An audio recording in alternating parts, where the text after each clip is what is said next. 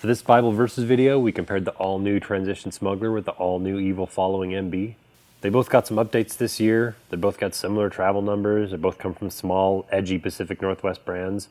But as was the case with most of this year's matchups, they're truly two different bikes.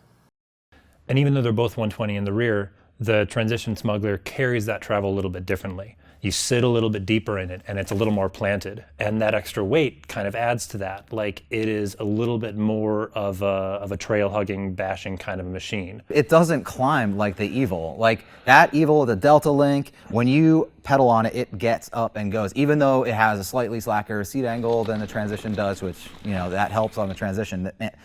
The Evil flies uphill. For a bike that goes so well downhill, it flies uphill. Yeah, there's a few things I'm gonna have to concede to you on. That's one of the things the Evil does better. But I think when you're sitting in the saddle, I'm more comfortable on the Transition. I don't have to ram myself to the front of the nose.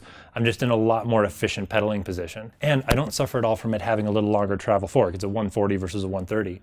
And like, the riding position is still just as neutral. And because of the way the travel works, I think it's a little bit more supple and just a little bit more ground huggy on the climbs as well. Okay. Evil's approach to short travel is different.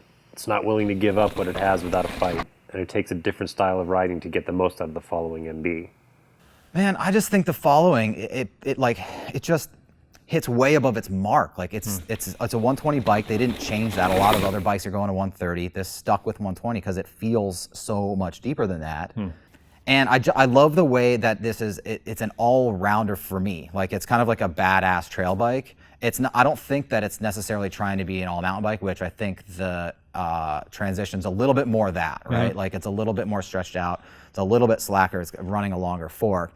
And it does do, like, more just, like, point and shoot kind of stuff.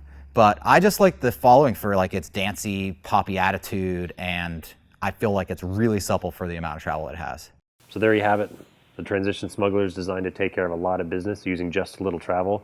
The Following is a little more interested in just goofing off. But there's more to it than that, so definitely check out the individual write-ups and roundtable videos on each of these bikes.